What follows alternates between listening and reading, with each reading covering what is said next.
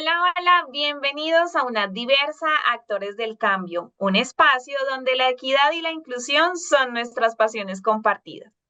Gracias por unirse una vez más a este nuevo episodio en el que abordaremos un tema muy valioso que tiene que ver con la flexibilidad curricular, una acción fundamental en los procesos de educación inclusiva.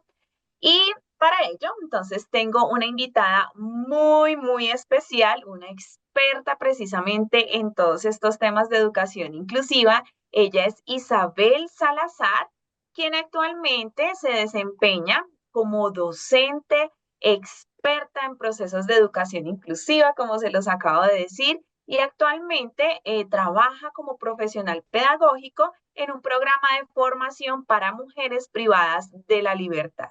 Isabel, bienvenida. Muchísimas gracias, Diana, por esa cálida bienvenida el día de hoy. A ti muchísimas gracias por aceptar nuestra invitación. Bien, para iniciar, me gustaría que pudieras comentarnos acerca de qué es eso de la flexibilización curricular. Bueno, en ese momento yo me voy a permitir leer un apartado que nos da el Ministerio de Educación Nacional, donde nos define precisamente qué es eso de flexibilización curricular. Y ellos nos indican que la flexibilización curricular mantiene los objetivos de aprendizaje, pero que nos proporciona a nosotros la posibilidad de reconocer esos estudiantes desde esos contextos donde se mueven, pero también nos permite entonces reconocer esa diversidad poblacional a la que hacemos parte absolutamente todos. También nos habla de la importancia de reconocer dónde estamos, quiénes somos, y a partir de eso entonces empezar a reconocer cómo como docentes podemos ajustar todos esos procesos formativos para poder trabajar con ellos. En esta definición es muy importante lo que nos dice el Ministerio de Educación cuando nos dice que es mantener los objetivos de aprendizaje. ¿Qué quiere decir esto? Que nosotros no vamos a bajar las expectativas de aprendizaje con los estudiantes, sino que nosotros lo que vamos a realizar es darle múltiples oportunidades para que demuestren que han aprendido. Y es allí cuando cobra sentido muchas de las teorías que como docentes hemos tenido durante nuestro proceso formativo, las teorías de Vygotsky, de Piaget, de Ausubel, de Freire, de Gardner, incluso la neurociencia cobra sentido con la flexibilización curricular, porque desde el diseño universal para aprendizaje precisamente nos habla de eso. Hay que reconocer ese sujeto, con quién estamos trabajando, dónde se está desenvolviendo el sujeto y así entonces poderle proporcionar múltiples experiencias. Lo más importante de esto es empezar a reconocer que todos nos movemos en un proceso social para poder aprender. Y ahí entonces cobra sentido ese aprendizaje desde lo colectivo. Luego entonces reconocemos que tenemos unos aprendizajes previos y que eso nos los da que esa relación con ese contexto. Cuando llegamos al aula o llegamos a los espacios de formación, el reconocer que no llegamos como las tablitas blancas sin nada, sino que tenemos unos aprendizajes previos, nos permite entonces como docentes reconocer cómo movernos, pero también reconoce esa flexibilidad curricular que no todos aprendemos ni lo mismo, ni en los mismos tiempos y tampoco de las mismas maneras. Y nos propone entonces esas múltiples formas de cómo le vamos a presentar la información al sujeto. Y allí eso es lo más bonito del ser humano, porque reconoce esa diversidad. Y yo siempre digo un ejemplo, ¿qué tal todos siendo zapateros? ¿Quién haría la ropa? ¿O qué tal todos siendo matemáticos? ¿Quién escribiría esas grandes obras que tenemos nosotros en este momento? La flexibilidad curricular es esa invitación a diversificar esas formas de cómo acompañamos al estudiante a que ese proceso de aprendizaje sea realmente significativo. Isabel, acabas de tocar un punto muy importante y es que no podemos homogeneizar la enseñanza ni la evaluación y en general todos estos procesos, ¿no? Cuando el aprendizaje es tan diverso y parte pues también de la singularidad de cada estudiante. Así que no podemos seguir pensándonos un sistema educativo desde la homogeneidad y afortunadamente todos esos pasos que venimos dando en torno a la inclusión nos ha permitido conocer y reconocer la importancia de la flexibilización curricular. Por eso me gustaría que nos puedas contextualizar un poco acerca de cómo surge esta. Bueno, no hay como un momento histórico que nos diga, aquí en este año, en este siglo, surge la flexibilización curricular. Sin embargo, han sido varias reflexiones las que nos han llevado a acogerlo en el sistema educativo. Pero sí se reconoce que principalmente surge de los entornos laborales, porque estos empiezan a reflexionar sobre otras formas para hacer eh, eh, procesos que les permitan manejar bien sus resultados, alcanzar esos objetivos y reconocer que no hay una única forma. Entonces ya empezamos a ver cómo las tecnologías hacen parte de los procesos laborales y ya no entonces todo el mundo tiene que estar presencial en una empresa, porque hay otras formas de realizar unos procesos de gestión mucho más ágiles y productivos. El sistema educativo toma todo ese ejemplo del proceso laboral y lo lleva entonces a la escuela. Cuando lo coge y lo lleva a la escuela, empieza a reconocer que efectivamente esa flexibilización curricular le va a permitir a otras personas que habían estado excluidas del sistema porque no encajaban en lo tradicional ser parte de este. Cuando se potencia esta flexibilidad curricular a partir de la pandemia. Cuando surge la pandemia, es como esa invitación a los docentes a que nos pensemos en otras formas, a que nos movamos de otras maneras para poder acompañar a ese estudiante al alcance de ese objetivo de aprendizaje. Bien, Isabel, pero más allá de estos momentos históricos que por supuesto nos obligan, por decirlo así, a movilizarnos, a repensarnos los procesos de enseñanza o visibilizar estas situaciones, ¿por qué es tan importante la flexibilidad curricular en los procesos formativos? La flexibilidad es muy importante porque busca diversificar esas formas de cómo nosotros vamos a enseñar, de cómo acompañamos a ese estudiante en ese proceso de acercarse y perfeccionar el conocimiento. Nuevamente, retomando, reconociendo que traemos unos saberes previos que nos da esa relación con el contexto y los acompañamos en ese proceso de llevarlo a un proceso mucho más técnico. Y allí entonces, por ejemplo, hace parte de esta flexibilidad curricular el diseño universal para el aprendizaje, porque este nos invita primero a proporcionar múltiples formas de motivar a a ese estudiante a que se implique en esa tarea, pero también reconociendo que no todos se motivan ni por lo mismo ni de las mismas formas. Y ahí está mi experticia como docente. ¿Cómo lo voy a llevar entonces a que efectivamente haga parte de esta tarea? Pero también entonces invitando al otro a mostrar eso que sabe de maneras diferentes, yéndonos más allá de las formas tradicionales que era memorizar para poder presentar en la evaluación. Pero como docente también es una invitación a repensarme esas formas de cómo yo estoy enseñando, esas múltiples formas de representación. Entonces, me reconozco yo como docente. Yo, Isabel, reconozco que mi proceso de aprendizaje sea mucho más fácil cuando yo escucho. Cuando yo escucho a otra persona, escucho las noticias, puedo interiorizar mucho más fácil mi proceso de aprendizaje y empezar a reconocer que mis planeaciones no solamente se pueden valer de acciones auditivas, sino que yo tengo que ampliar ese abanico para toda esa diversidad poblacional, para aquellos que aprenden viendo, aquellos que aprenden tocando, aquellos que tienen esas posibilidades de tener las experiencias desde cualquiera de estos receptores de información. Y allí yo desde mi planeación debería entonces proponerme esas múltiples maneras de cómo le muestro la información al otro. Y cobra gran relevancia cuando efectivamente mi planeación apunta a responder a esa diversidad poblacional que tengo.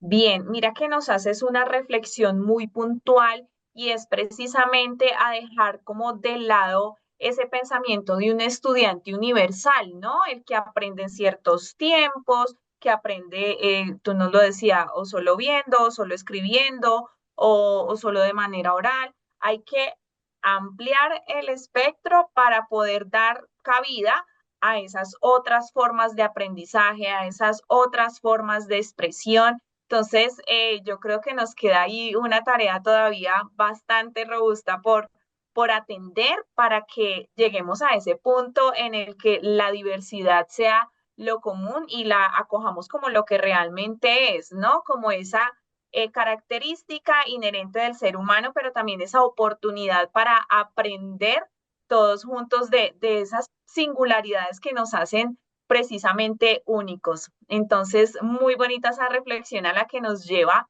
y me gustaría de pronto que para ir finalizando, nos puedas como poner en contexto acerca de quiénes entonces son las personas que participan en todos estos procesos de flexibilidad curricular.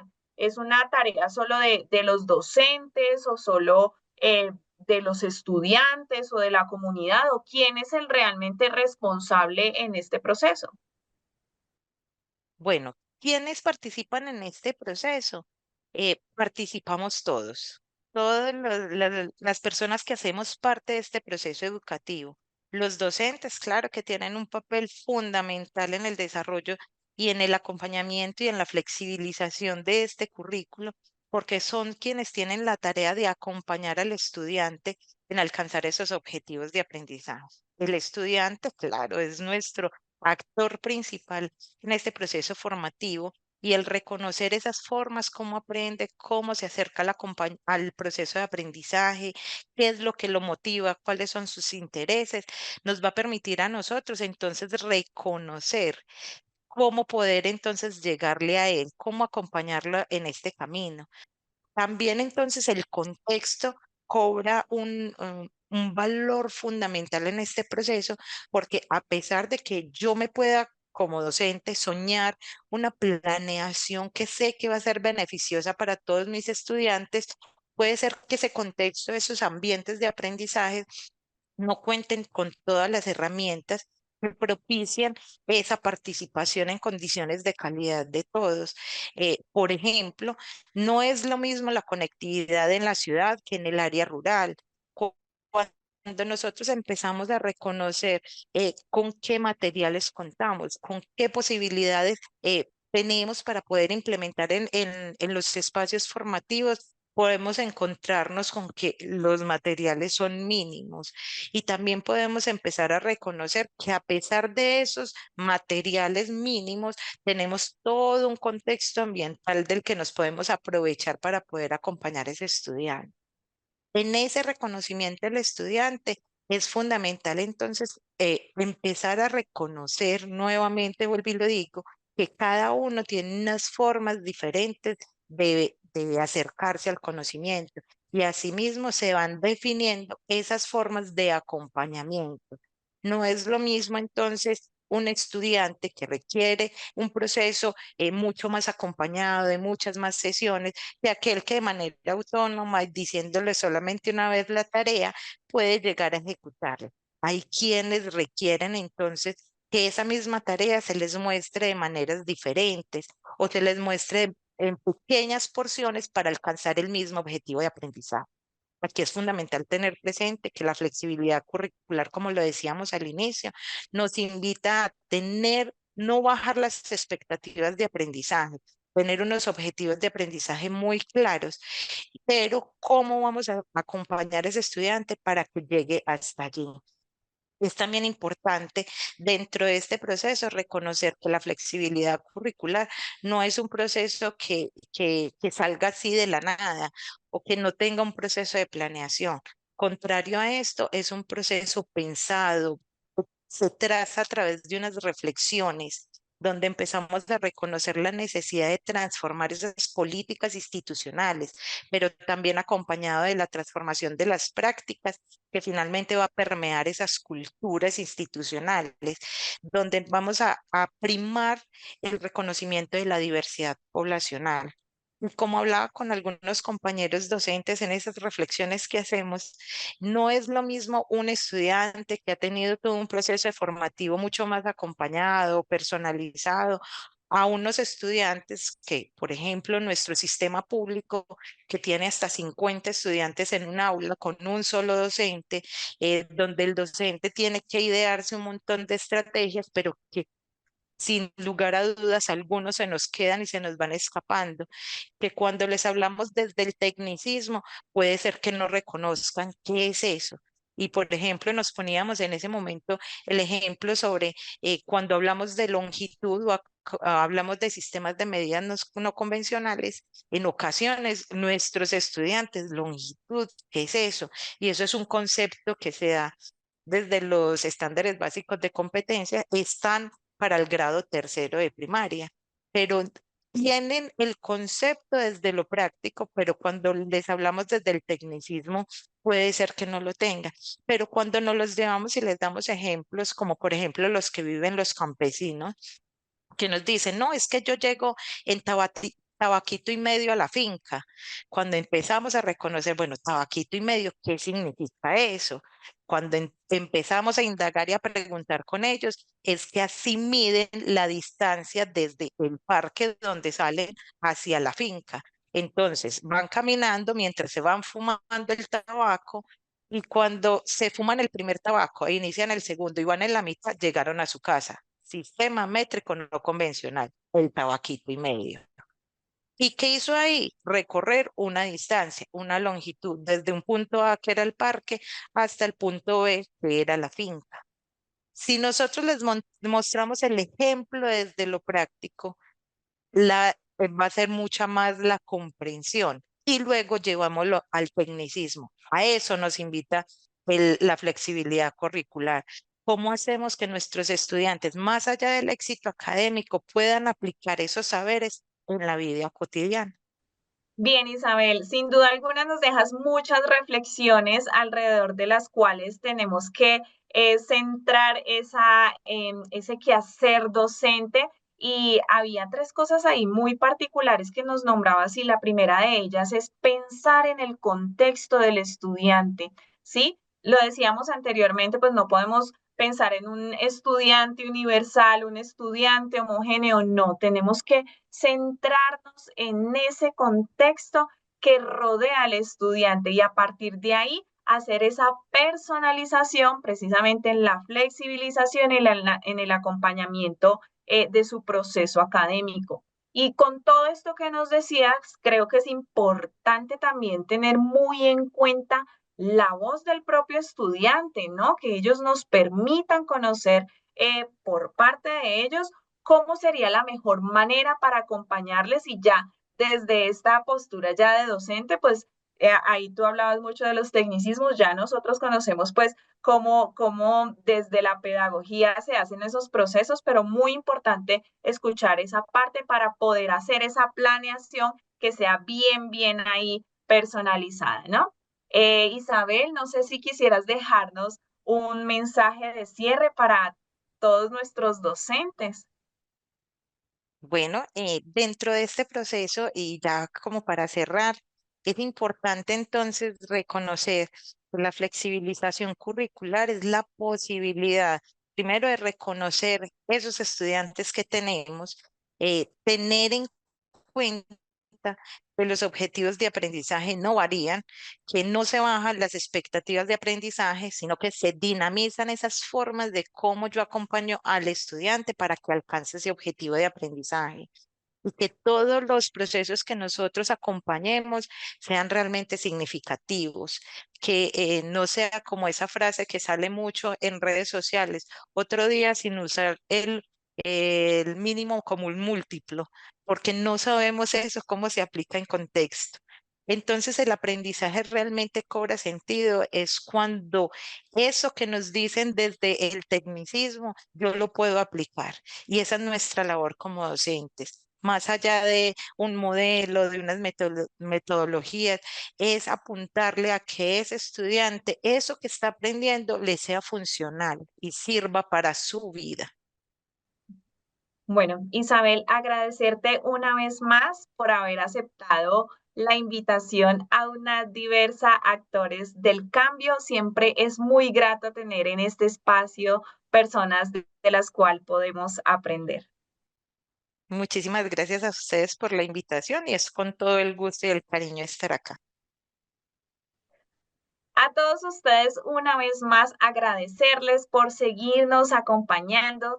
Les invitamos a seguir haciéndose partícipes de estas acciones que promueven la equidad, pues solo mediante la acción conjunta podemos hacer la diferencia en esa construcción colectiva de una cultura universitaria inclusiva. Recuerden seguirnos en todas nuestras redes sociales oficiales de la Universidad UNAD usando el hashtag #MásUNAD, más equidad. Adiós.